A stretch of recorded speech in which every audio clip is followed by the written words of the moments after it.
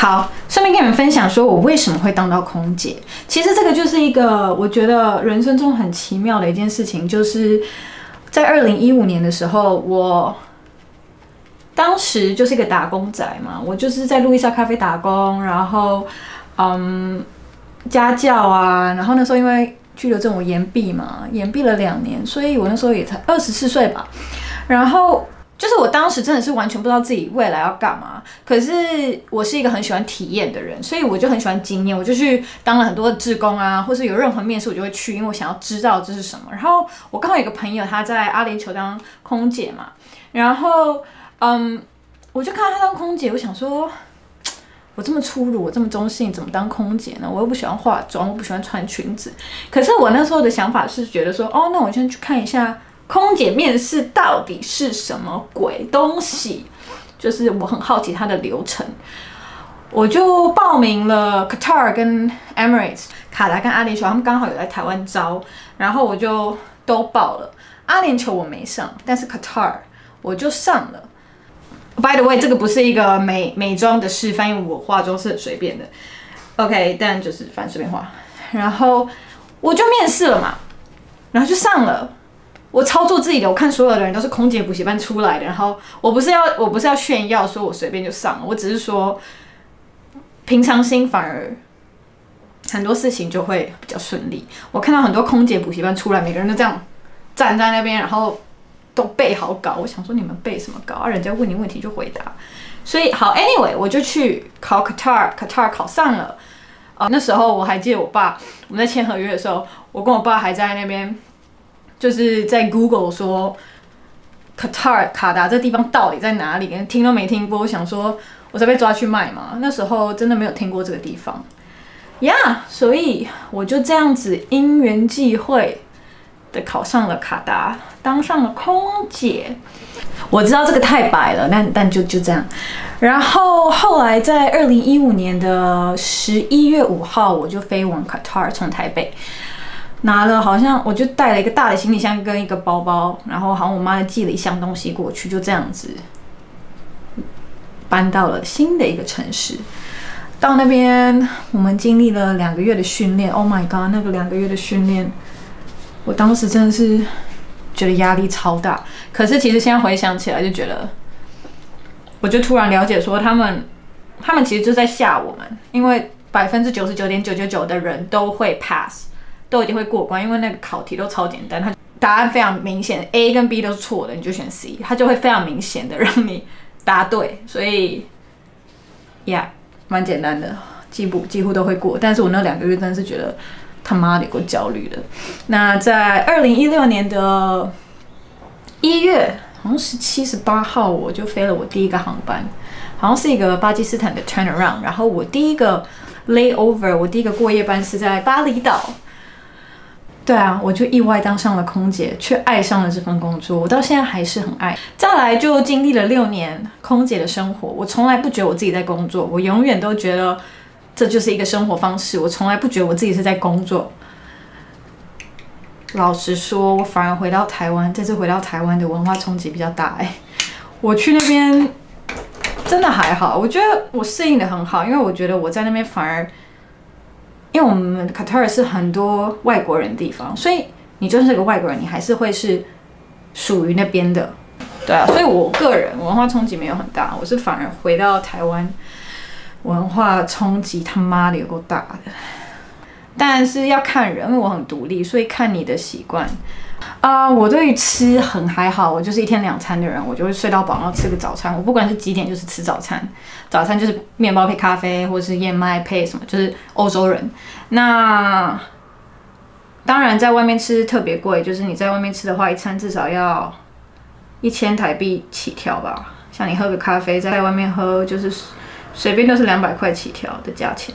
就是，但是我们薪水也比较多，所以也还好。可是不可能每天都在外面吃。那通常我们就会在家里煮面啊，煮菜啊这样。然后我很幸运的是，我有很好的姐妹，她们很爱煮台湾菜，就一天到晚我就会吃到卤肉啊，或者火锅啊，或是什么类型都有然后自己煮食材，有时候我们在 Qatar 会找不到嘛台湾的食材，但是因为我们是空姐，所以常常我们都会飞去亚洲，我们就会买一大堆菜啊，或是调理啊，或是什么东西回来，然后我们回台湾也都会带一大堆吃的过去，所以好像还好我没有遇到什么让我觉得非常不方便的事。我真的是太随便的一个人吧，也许。卡达的车要加油哦，只是油很便宜，真的很便宜。就是他们就是一个石油国家嘛，所以才这么有钱，因为石油，所以开车要加油，只是加油非常便宜，买车也非常便宜。所以在卡达很多人就是很爱换车，就是我买一台很贵的车，然后开一开用了2个月之后就想要换一台车，他们就会买卖，一直在买卖。男生超爱一直买卖车，然后就可以开到很好啊，真的可以开到。Lamborghini 什么的都买得到，用便宜的价格买得到。你只要遇到很有钱的人，他们刚好要卖车，你就赚到。我那时候买车是2万的卡币，所以大概是20万的台币，很好的状态的一台车。我后来卖的时候大概卖了1万5、1万7的卡币，所以我就亏了一点点钱而已。在那边买车真的很便宜，然后加油也很便宜。我们都搭计程车，从头到尾都是 Uber， 所以我必须说就是很奢华的一件事情，就是我们在那边都搭 taxi， 去哪里都是搭 taxi。到后期它到后期就有捷运，有那个 metro，那我觉得还是计程车最方便。那如果你不想要塞车，那当然我们就会搭 metro。但是在早期我刚去的时候只有计程车，然后1年后好像就有 Uber 就是我们最方便。然后我们去哪里就是都搭计程车，回台湾没有这件事。搭计程车是很奢华的，但在那边搭计程车并不奢华，因为很便宜。但我后来买车了，就更方便了。真的，我觉得买车真的是我那时候人生做过最好的选择。满街都是公主跟王子吗？也许吧，但你不会知道他们是不是。对啊，除非你知道他们的姓，不是说他们会穿那样，他们就是一般人。通常人都蛮好的，我遇到的。对啊，他们就是可能这个姓的人全部都是就蛮多的。你有时候会载到一整个 family 都是皇室贵族的家庭，但真的就一般人，不会让你觉得说应该怎么样。我觉得啦，我的感受，没有满街都是，就算有，我们也不会知道他们就像一般人一样，可能有吧，但我没有很在乎，所以一定有，只是我可能不知道他是富豪，因为我对这东西没有什么太大的感想。你是不是富豪对啊，我没什么差啦，所以也许有吧，也许有客人是富豪，一定有啊，因为那些飞商务舱的一定都是有钱人啊。但我没有什么特别艳遇的经验啦，不然我不会还要这么努力工作 ，right？ 没有，我觉得台湾比较发达，真的，他就只是比较有钱而已。但是我觉得台湾开发的好很多。超热！我跟你说，夏天台湾已经很热了哦。卡达夏天，你出门的感受就是开烤箱，然后走进去烤箱里面，就是这么热，有时候会到45度。对，我记得好像会到45度。那卡达的人，他们休闲娱乐都在干嘛？因为夏天真的太热了，所以通常我们就只能去百货公司，不然就是去游泳池，不然就是去百货公司，不然就去游泳池。我就在朋友家 chill 这样，没有太多行程在夏天的时候，冬天就好一些，你可以去散步啊什么的。现在因为现在4月嘛，所以就更多我觉得它已经开发了更多能做的事情。但是通常我们的生活就是你要么去逛百货公司，你要么就是去游泳池，你要么就是去散步。我们有那个 Souq Waqif 就是市集嘛，我很爱，或是就是有一些博物馆1-2间，就是去那边喝咖啡，生活很单纯，我啦，天啊，我以前到底是怎么画眼线的，我真的是不知道呢。他现在差不多对称了，基本上卡达当地人没有在工作，卡达工作人大部分都是外地来的，像我们这种外面来的人，当地人比较少要工作，他们就是兴趣。如果真的要工作，就是一个兴趣，你知道吗？他就是我的兴趣是 coffee， 然后他们就会开一个 coffee shop。但是他们政府养，所以不太会基本上不太需要工作，就是这么有钱。那他们不太需要工作，都是我们这些外来的人去工作。那他们我不认识他们，但是基本上很少会遇到卡达人在工作，他们几乎都是老板级的，对啊，可能对他们是老板级的，不太会有像跟我们工作的人。我们有机长，卡达人会当机长，对，但不会当组员，机长的有，而且当机长还 double 的薪水哦。你是卡达人，机长本来一个薪水，然后卡达人好像还可以乘以2，以我的了解。So yeah， 当卡达人是挺爽的呢。但我其实没有很羡慕，因为我还是觉得，如果是生下来就一大堆钱，人生多不好玩，对吧？没有，目前没有。但是我们就是有越来越多珍珠奶茶店啊，就是亚洲菜啊。最近我朋友的朋友还开了一家卡拉 OK， 好像2间吧，他在扩大，所以越来越多，但没有所谓的唐人街，它就是越来越多 Asian food、Asian。很多这种珍奶，然后如果你想喝珍奶，就1杯250以上，好喝的。但有时候你真的很想喝的时候，就会花那个钱。但还没有 Chinatown 啊，没有。OK， 我们空姐，我觉得很多人都会用 Sephora， 基本上 Sephora 是空姐基本款。那我自己喜欢用84号，我觉得很好看。但好像大家都用17，就大红色，对。因为它会干，然后它就不会一直掉。对，就是擦口红，但我通常都会把口红吃掉。我没有中毒，我没有口红中毒也是蛮厉害，因为我通常以前有擦口红上班的时候，我通常大概到飞到中间，我口红就被我吃掉一半，然后就要去补口红，但我都真的会把它吃掉。可以啊，卡达是一个很奇妙的地方，它你。没办法像在台湾这样去 Seven 买得到，就是酒，你要有一个执照，一个 license， 你才能去买酒。那你有执照的话，你就可以买回家。但是因为我们航空界，我们公司规定我们不能喝酒 ，I mean 家里也不能有酒，所以我们是拿不到这个执照。但是通常朋友的朋友，那我们就会偷渡。但可以啊，有可以喝酒，你要么要有执照，朋友有执照，他们家里就会有酒。没有的话，你就是去饭店啊，或是去夜店啊，那都会有酒，但就超贵。但是他一年那个斋戒月的时候，他会完全没有卖酒，一整个月，所以大家通常都会存很多酒。然后有人问我卡达有夜生活吗？有，但我是一个完全对夜生活一点兴趣都没有，我比较喜欢晚上就去散步这样。但是有，就是很多 party places 啊，很多喝酒的地方啊。就是贵了一些啦，就是如果你真的要每天 party 的话，很花钱。但是有，而且现在感觉越来越多了。不要怕，卡达是一个有酒的地方，也很其实算比沙烏地啊什么的都算开放。对啊。OK， 我们公司一定要戴这种手表，就是我们有规定哪些款式，所以我都戴这个金色的，然后它还有时间还有日期，因为通常你飞到最后你会不知道今天礼拜几，今天几号，所以这就是我当时当空姐戴的手表。然后我们会有服仪检查，那如果他发现你这个手表不准，他就会叫你拿掉换掉，或是不让你飞，或是你要跟别人借，然后你也不能用 Apple Watch。但很多空姐就上飞机之后就会还，所以啊，这一款其实我很喜欢啦 ，Casio。再来，我们公司耳环，你就是这个都不行哦，这些全部都要拆掉。然后我上班就只能戴珍珠耳环或是金色的耳环，这超怪的，好像我有点想哭，是为什么？觉得有点想念，好像昨天还在飞，今天却没有飞了，唉，好想念哦。然后这是我们的，我通常都穿裤装，我大概6年只穿了6次裙子吧。天哪，我必须说，我现在有点感性吧，因为这制服。好多回忆哦。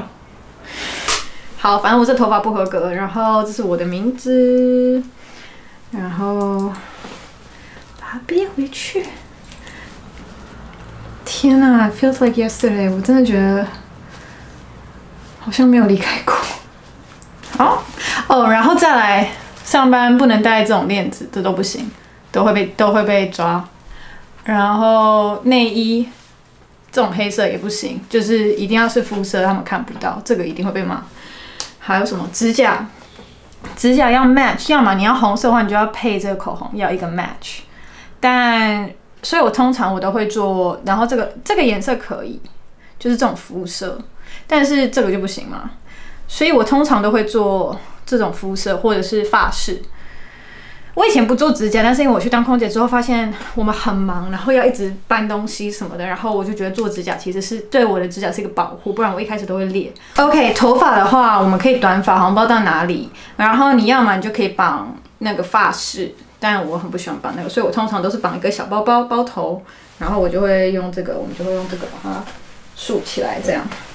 那我现在因为头发比较短，所以不太能很标准。他说如果是自然的就没有关系，但如果你染头发，他会叫你染回来。像我之前的头发是因为我是金头发，就是晒太阳它就会有不同的渐层，他们叫我染头发，我说这是我自然的颜色，他们说不行，就是要染，超爽的。但是后来就是一直跟他们说这是我天然的发色，这是我天然的发色，就是他们真的管很宽。然后来再来外套。天啊！我好像变瘦了，有点太大了。可是哇哦，名牌会有很多个，所以我们会里面一个，外面一个。但穿外套之后，我就把它别过来。然后当如果服仪检查的时候，他发现你这个这么皱，马上被叫出去，就是他们有那种烫的，然后叫你去烫完才能去飞。这样子不准飞哦。我们公司比较特别，是我们没有像阿联酋那边会贴什么国旗什么的，没有。我们也没有所谓的语言专员，也没有。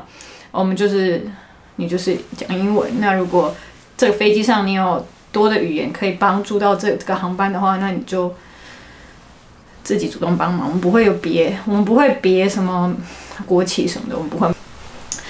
帽子，经典的帽子有点变形，因为放太久了。但好，我们来戴戴看。有点紧张啊！天哪，好像什么都没变，但一切都变了。好，它整个变形，但是通常等一下我看一下，通常我们会有这个嘛，这个东西，然后我们就会这样戴上去之后，然后把它套住，哎呦，然后这样子。我很爱我们公司的制服，我觉得它舒服，然后它好看，它简单，然后再加上它可以穿裤装，完全颠覆了我对空姐的想象。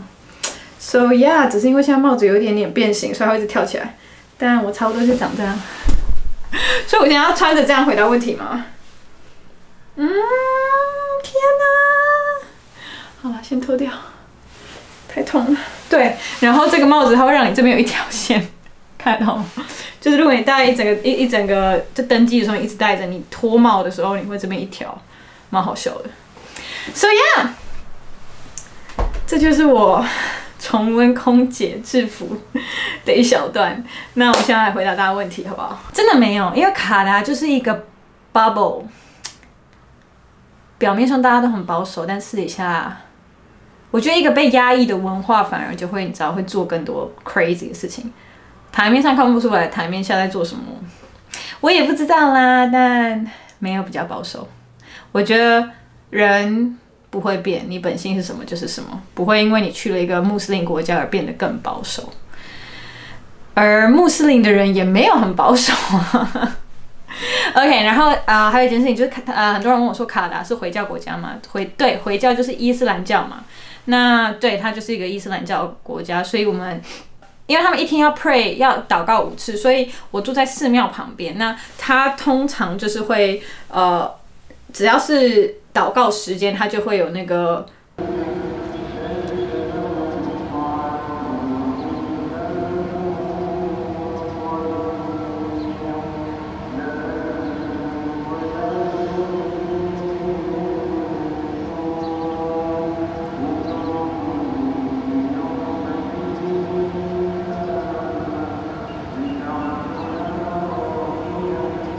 他们不吃猪肉，所以在卡达基本上没有餐厅是有卖猪肉的，好像是你要自己去买，或是外站带回来，反正就是没有猪肉这件事情。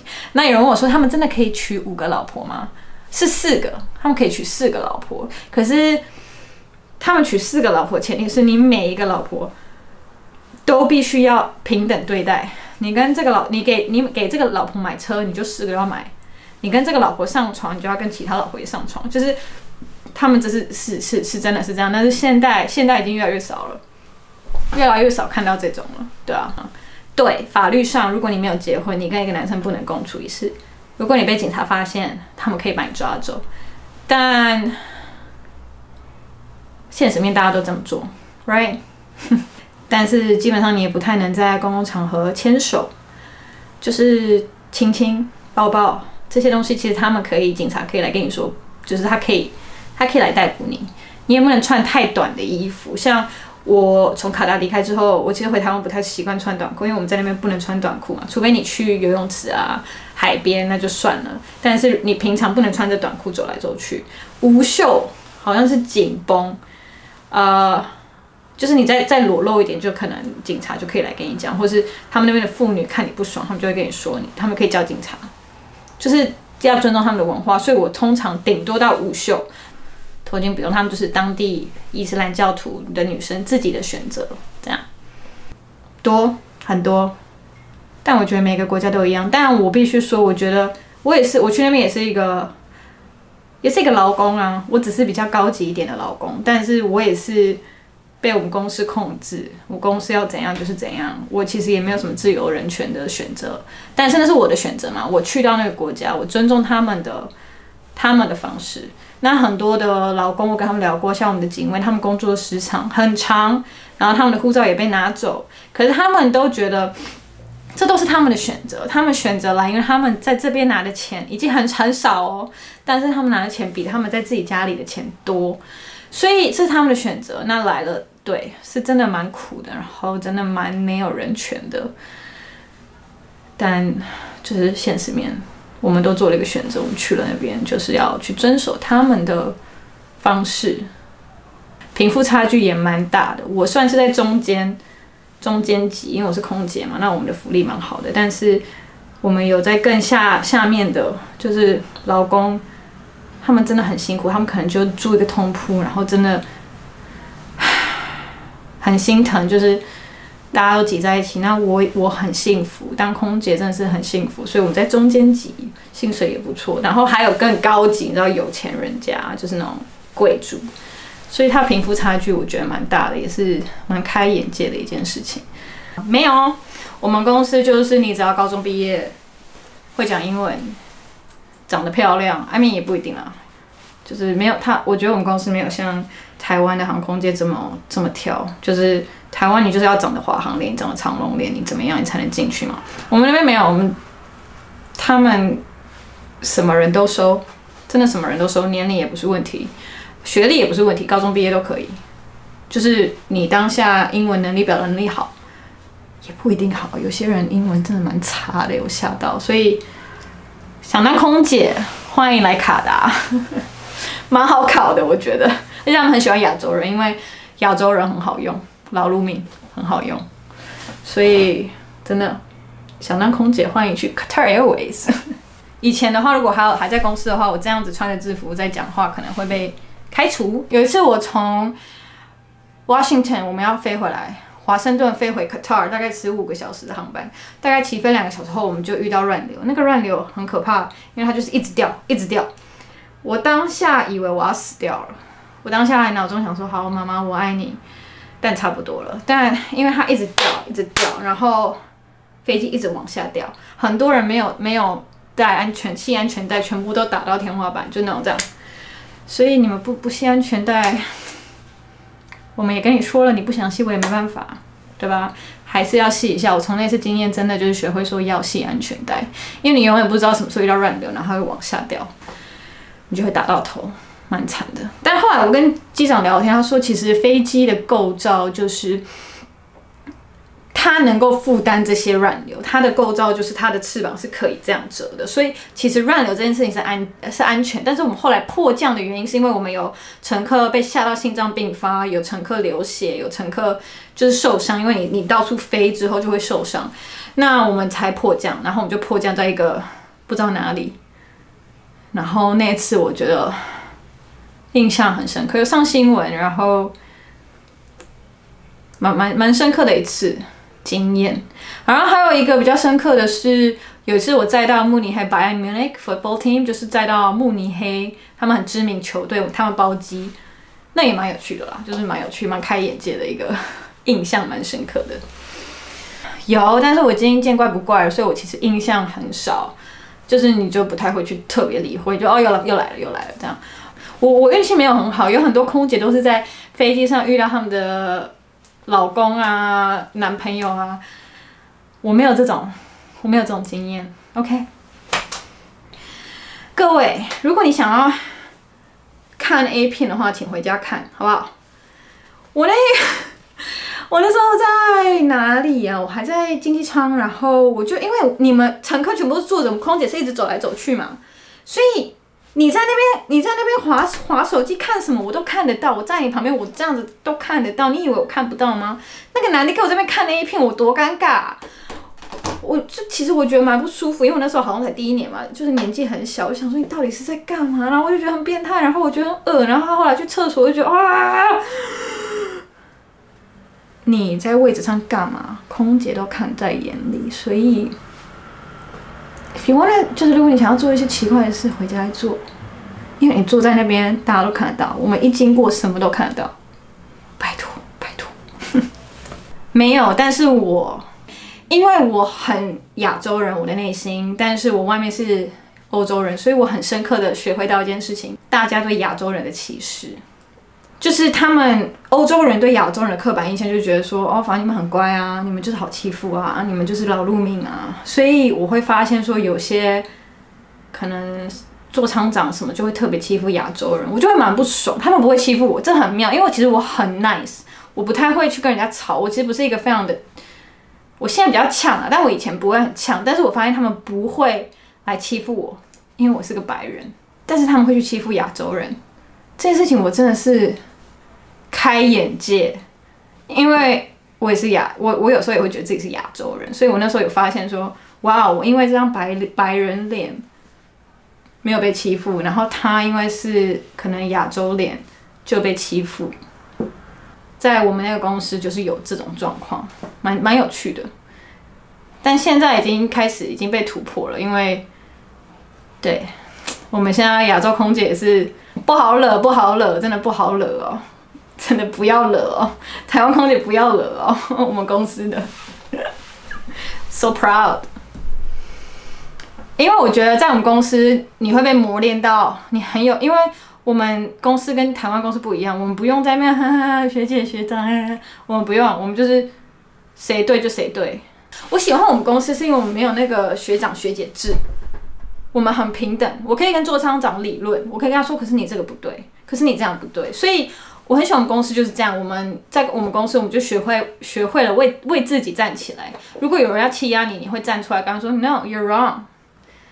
但是在台湾公司就比较学姐学长制，这个好像你就是啊、哦、学姐好啊，你说的都对，我们那边没有，我们那边就是磨久了就是变得非常强，所以我觉得从卡达回来的台湾人应该都不好惹。